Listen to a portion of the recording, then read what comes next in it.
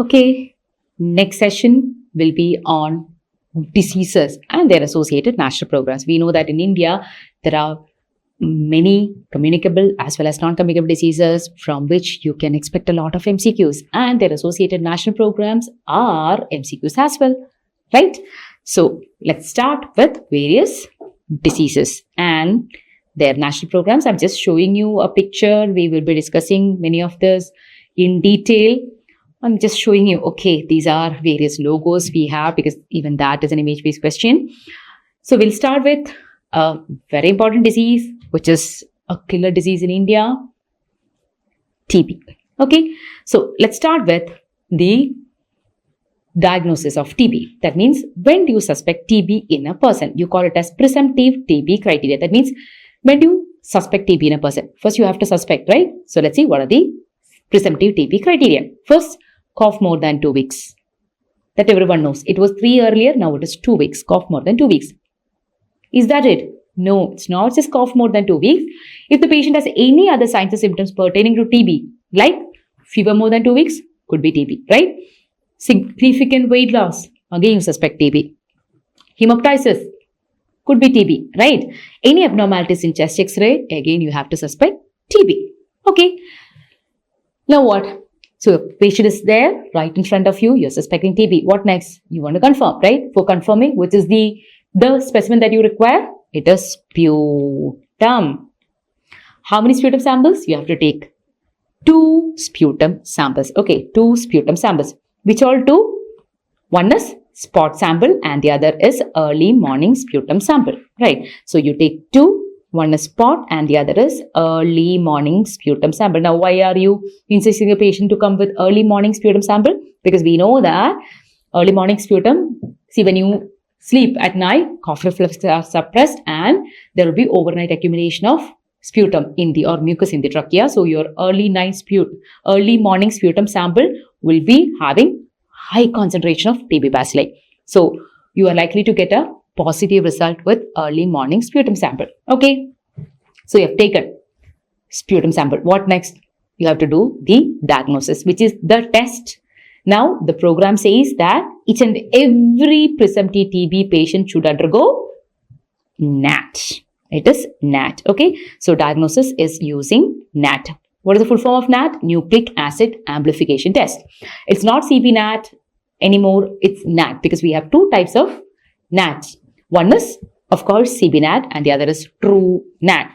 What I'm going to show you is the picture of CB-NAT. This is also known as Gene Expert cartridge-based nucleic acid amplification test. This is the one that we were using. Only one we were using till recently. Okay. Where, as the name indicates, in a cartridge, you are taking 2 ml of sputum. Then you are putting this cartridge inside the machine and in 1 hour 45 minutes. That means in less than 2 hours, you will get the result displayed in the monitor.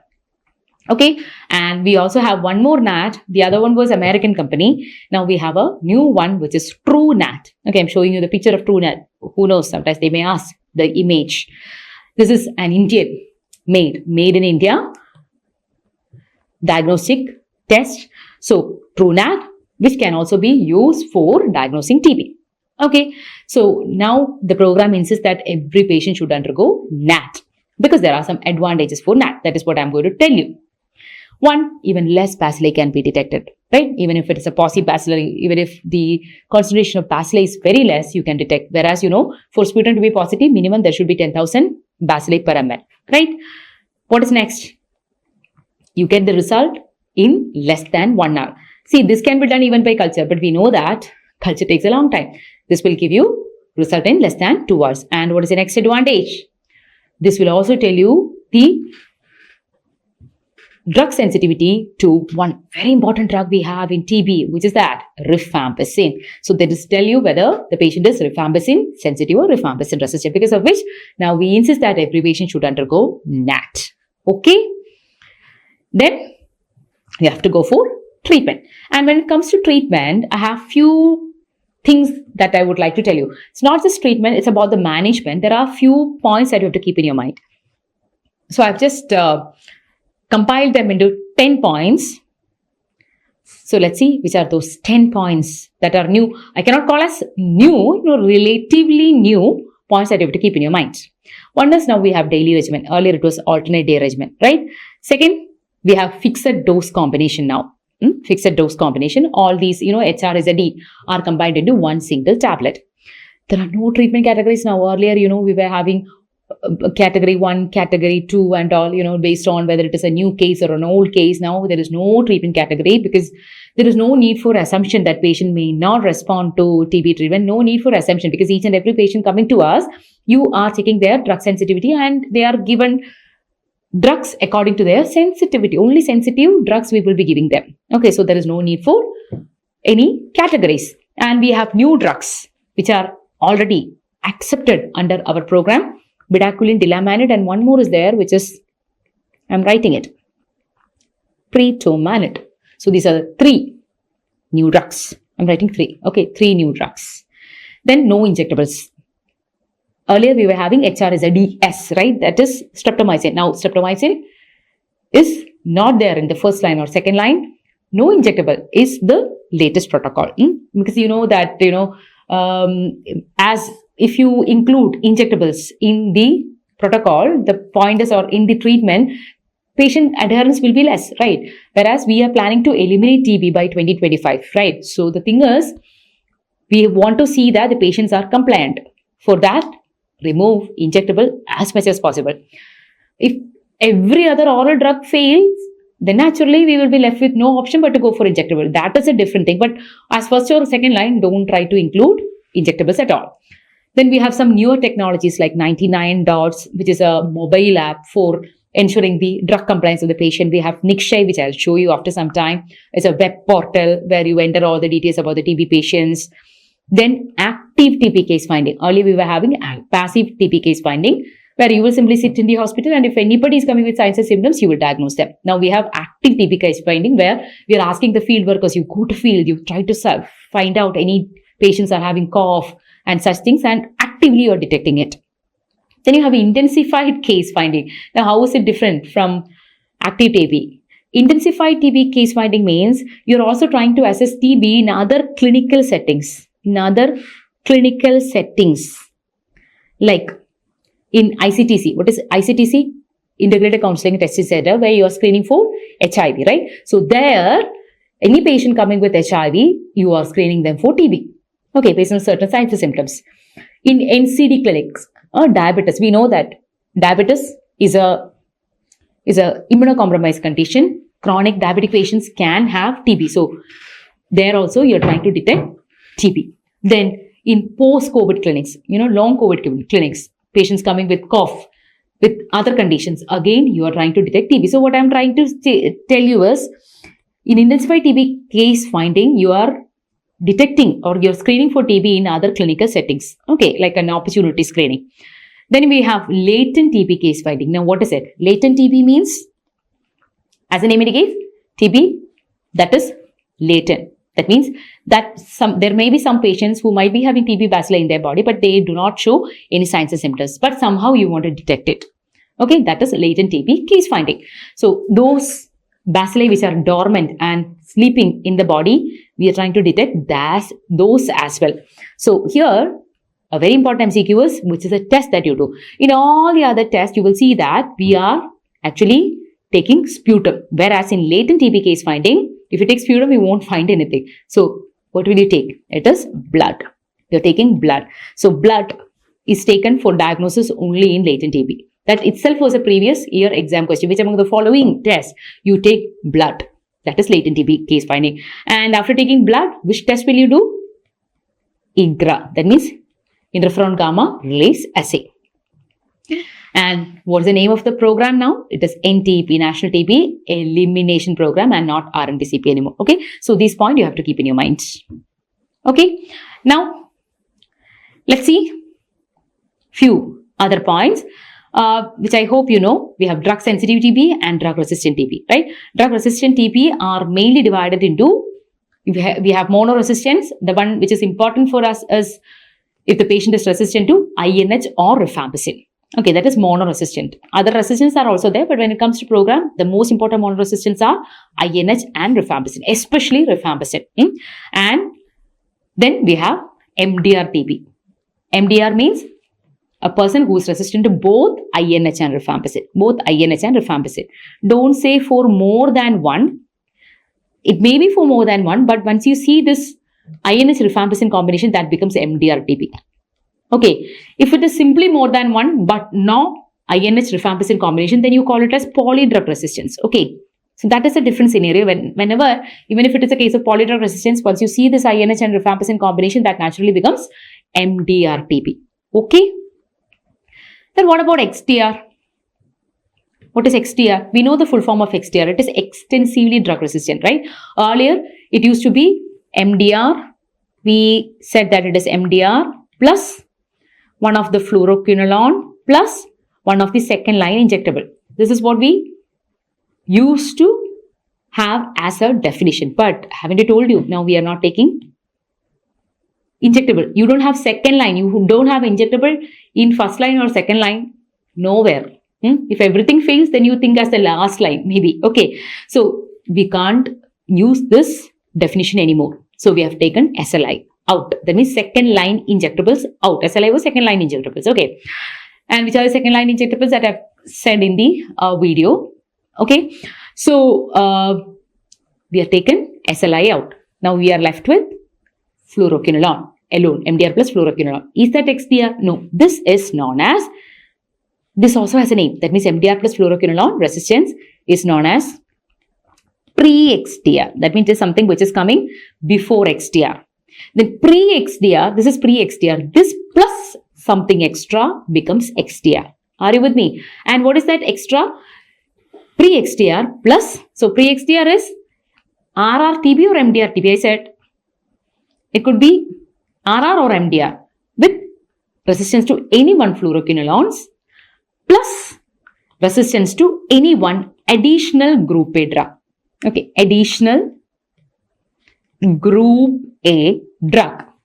So which are the group A drugs? Don't worry, I'm just going to show you the group A drugs.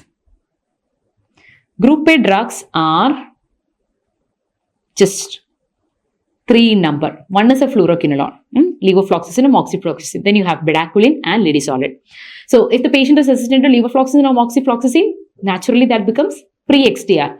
Along with that, if the patient is resistant to either bedaquiline and or linezolid, that means either to bedaquiline or linezolid or to both, that becomes XDR. I hope it is clear. So that is a new definition of XDR, and guys, every new point is an MCQ. Okay, so you have to understand that XDR, this is the new definition. Okay. Now coming to the management. Before understanding the management, I would like to introduce few more important MCQs which are from the test. The major test that we do in our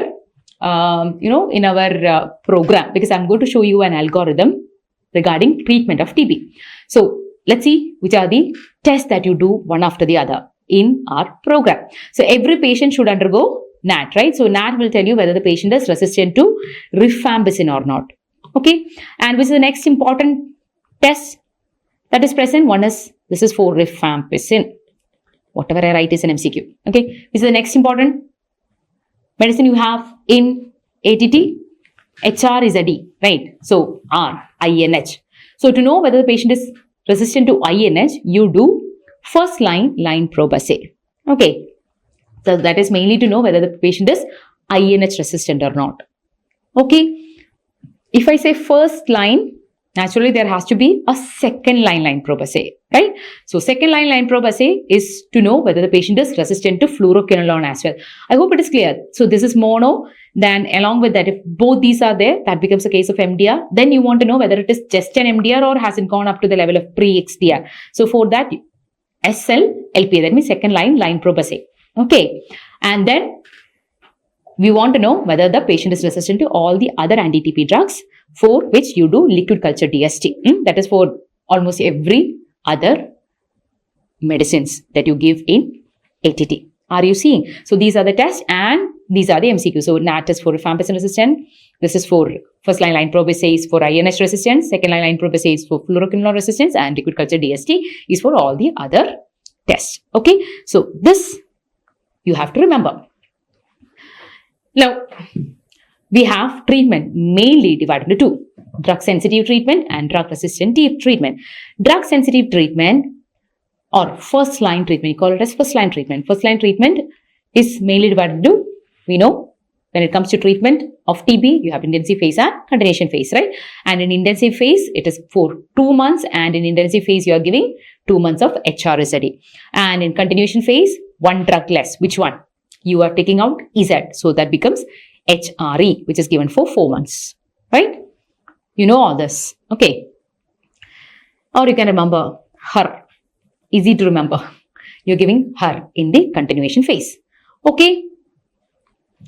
And the first line treatment is given based on the body weight, okay? So there are mainly 5 body band or weight bands, starting with 25, ending with 75. And it's easy to remember. In the first weight band, you have 10 kilograms, then you have 15A, so it is 35 to 49, 50 to 64, and then again 10, and then more than 75. Is it clear? Okay. Now, what is the relevance of this weight band? I said all these drugs are combined into one single FDC, fixed dose combination is what we have, right? And how is it varied across the weight band? We have only one drug. All these are combined into a single tablet, but the number of tablets given per day for each of this weight band is different. Now, how to remember? Oh, very, very simple. Just remember 2, 3, 4, 5, 6 means what? A patient who is coming in the first weight band, per day, they have to take 2. Both in intensive phase as well as continuation phase. Are you seeing it? So this is how you give the weight band based treatment for first line treatment for a person who is sensitive to both INH and rifampicin, or for a drug sensitive TB case. Okay. And after that, don't you want to do a follow-up? Yes, we do a follow-up of patients. And when it comes to follow-up, we do sputum follow-up at the end of intensive phase and at the end of continuation phase. And now we have also introduced clinical follow-up every month. That means every month the patient has to go and see the doctor. And the doctor feels that, if the doctor feels that the patient is not gaining adequate weight, or if the doctor feels that, okay, patient is going for some complication, then they can order other tests and such things. Okay. So anyway, clinical follow-up is very important, and we have a new follow-up which is known as long-term follow-up, which is done after the patient finishes his treatment for another 2 years. That means even after taking or finishing the treatment, the patient will be kept for long-term follow-up for another 2 years. And when all will you be doing the follow-up? At the end of 6th month, 12th month, 18th month, and 24th month. That means for another 2 years, the patient will be kept under follow-up. You call it as long-term follow-up. So each of this follow-up is a MCQ. Sputum follow-up, clinical follow-up, as well as long-term follow-up. These are the MCQs. As you can see in this picture, see, this is the follow-up result that you enter in the TB treatment card. Okay, and see the weight bands, whether it's a case of pulmonary, extrapulmonary, every detail should be there in the patient card. Moving further, let's see what is the latest algorithm. So latest algorithm for TB treatment is based on the latest guideline. And what I'm going to tell you is the latest guideline of TB treatment. Okay.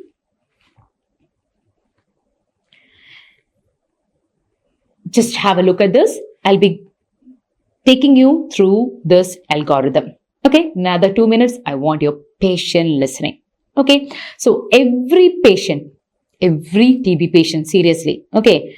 Now we don't encourage microscopy for diagnosis. Okay. For follow-up, we are doing microscopy, but for diagnosis, it's NAT.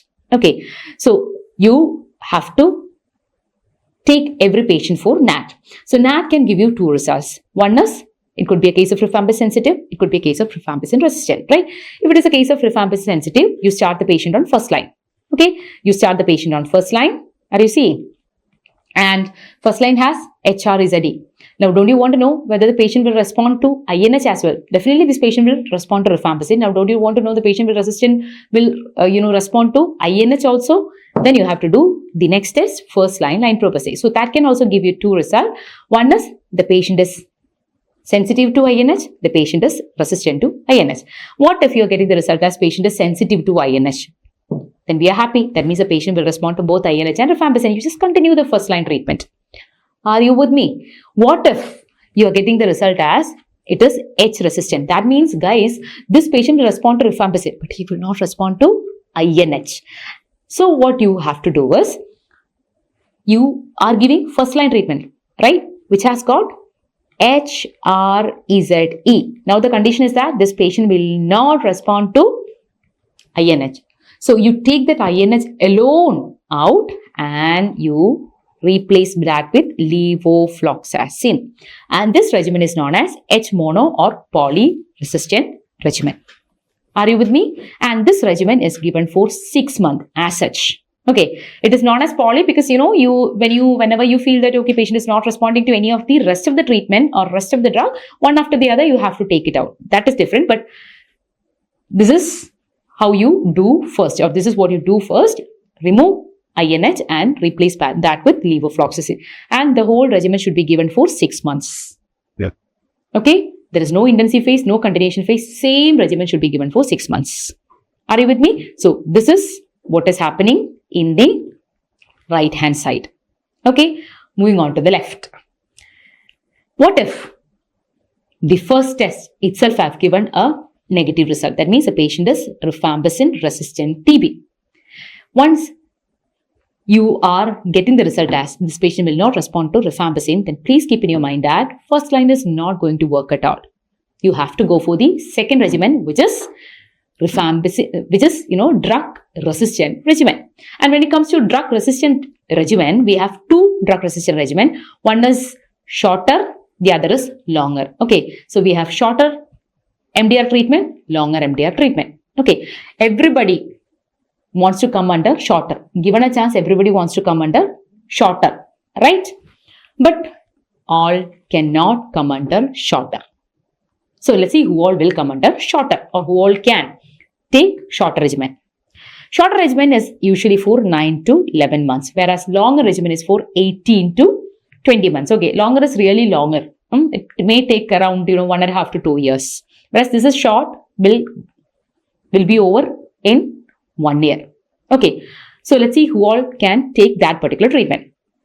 Once the patient is found to be rifampicin resistant, what you do is do all the rest of the treatment. Okay, not treatment, sorry, all the rest of the test. Okay, and based on the result of the test, are you able to see first line, second line, liquid culture, DSC, everything we are doing? Okay, and based on the result of this, you have to decide whether you can start the patient on shorter or longer.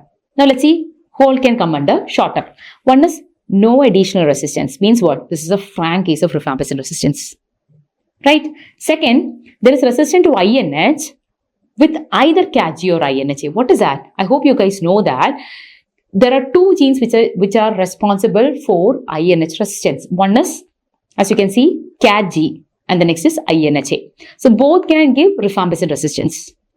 Okay, sorry, INH resistance. So the patient is found to be resistant to INH either with CAG or INHA and not to both. That means resistance is there for INH, but it is because of any one of these genes and not to both.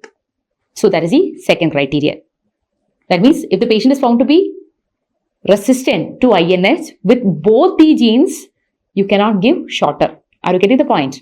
Then no fluoroquinolone resistance. No fluoroquinolone resistance. That means once the patient develops fluoroquinolone, that becomes pre-XDR, right? So if the patient is satisfying any of this, that means there is no additional resistance or H resistance is there with INH, that means with CAG or INHA and no fluoroquinolone resistance, then you can start them on shorter. Okay, and the rest all, that is, if there is H resistance to both or if there is resistant fluoroquinolone, then they have to go to longer treatments. Okay, so this is And shorter, I have written shorter injectable or bedaquiline containing, because shorter itself we have two. One has got injectable, which is kanamycin, and we have a newer regimen where the kanamycin, which is an injectable, is replaced with bedaquiline. So in some states, they are using all oral bedaquiline containing shorter MDR treatment, whereas in some other states, they are still using the injectable containing. So that's why I have written like this: shorter injectable or bedaquiline containing MDR or RR-TB regimen. Okay, so this is how you treat. Okay, next, I'm just going to show you which are the drugs you have. I'm not going into the details. H-mono, poly, I said, this is given for 6 months, right? Longer is for longer duration. Okay, so this is it's easy to remember, longer. Longer has bedaquiline, and it's an all oral treatment. So you can remember that along with bedaquiline, BCCLL. Now what is it? There are 2 C's and 2 L, which is given for 18 to 20 months. And what is this LL and CC? B is of course bedaquiline. And 2 L's are levofloxacin, linezolid, and clofazimine and cycloserine. Okay. And in B alone, you can see that it's written as 6 because bedaquiline is given only for 6 months. Whereas the rest after 6 months, LL, CC are continued for 18 to 20 months. Okay. Bedaquiline can be continued provided you are coming to a consensus after talking to a pulmonologist. Okay. That means after taking a clinical expertise, you can decide whether to continue beyond 6 months for bedaquiline or not. Okay. Means as such, the program is not recommending bedaquiline beyond 6 months. Okay. Finally, you can take a decision after talking to a expert, clinical expert. Okay. So this is it. And shorter drug regimen, I'm not going into the details, but of course, I will show you a table. So please see, this is the drug resistant regimen. We have already discussed this. Here, because, for H-mono, poly, longer MDR, which are all oral drugs, there's no intensive phase, continuation phase. Whereas when it comes to MDR shorter, we have continuation phase and intensive phase. Okay, so intensive phase, you can see that there are around 7 drugs, and in continuation phase, we have only 4 drugs. Okay, which are given for 5 months. Okay, so intensive phase is for 4 to 6 months and continuation phase is for 5 months. Okay, one more regimen we have, which is a BPAL regimen. Okay, BPAL regimen. This is a latest regimen we have added under NTEP. And which are the drugs? Here, the drugs are given for 6 to 9 months in BPAL. And the medicines are, with B, we have bedaquiline, P is pretomanid, and linezolid is what you have in BPAL, which is again replaced with BPAL-M regimen. Okay, BPAL-M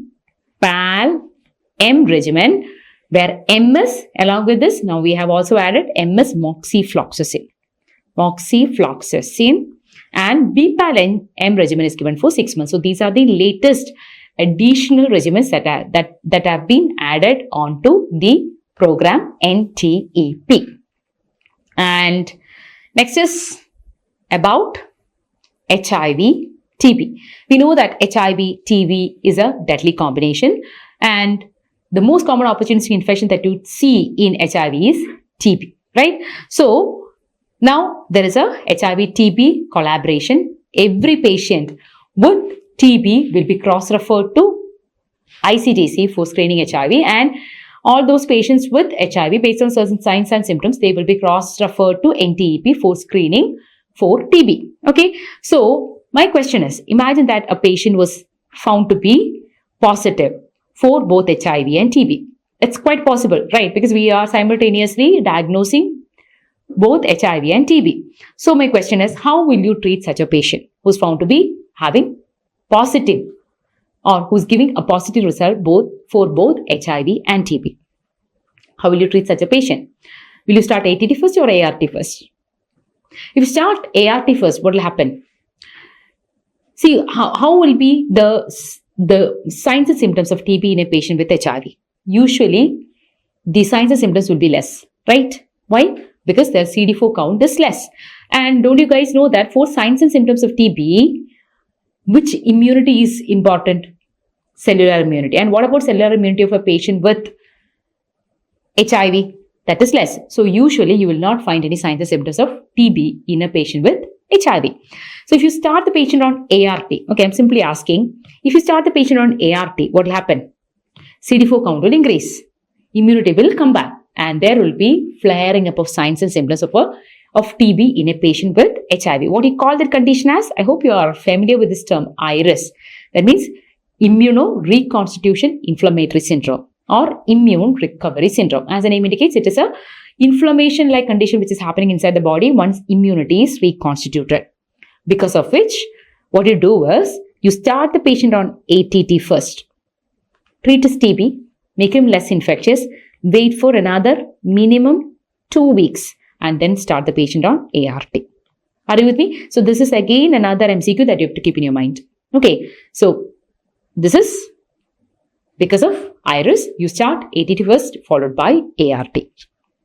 And what modification you make in the treatment if you are giving ATT and ART together? You have to modify the treatment, which is the next MCQ. I'll be talking to you in detail about the treatment of HIV. But for the time being, I'm taking those drugs once again here. The treatment that you give for HIV is known as TLD regimen. TLD, T is tenofovir, L is lamivudine, and D is dolutegravir. Okay, so this is 300 milligram. Lamivudine is again 300 milligram. Dolutegravir is 50 milligram. Okay, so you call it as TLD regimen. Now, one problem with TLD regimen is it's a very good one, but the rifampicin, which is present in ATT, reduce the bioavailability of dolutegravir. It makes it half. Usually, you are giving 1 TLD tablet per day.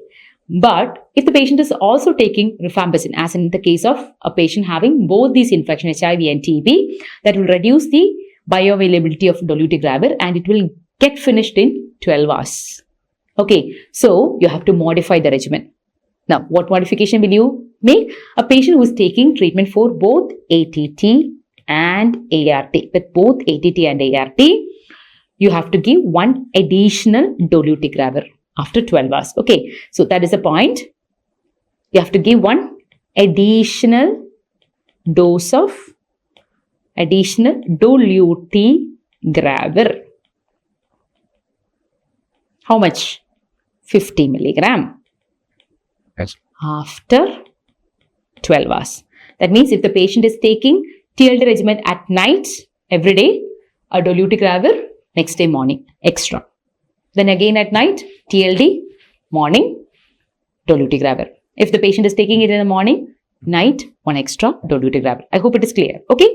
So these things you have to keep in your mind from the combination treatment given for HIV and TB. Next, very important technology we have in TB. It's not new. You might be knowing about it. This is Nikshay. Nikshay. Okay. Now, what is Nikshay? As the name indicates, what do you mean by ni? Means nil. Right. What do you mean by Shaya? Shaya means TB. So, what is it? Nil TB. So, please do understand that this is a web portal we have for combating TB. Okay, so whenever you hear Nikshay, always remember TB.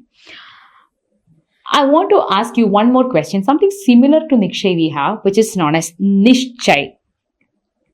Here itself, I would like to tell you what it is, because you always confuse between Nikshay and Nikshay, and whenever you get a question from Nikshay, in the option you will find Nikshay as well, and vice versa as well. Okay, so here itself, let me show you the spelling of Nikshay.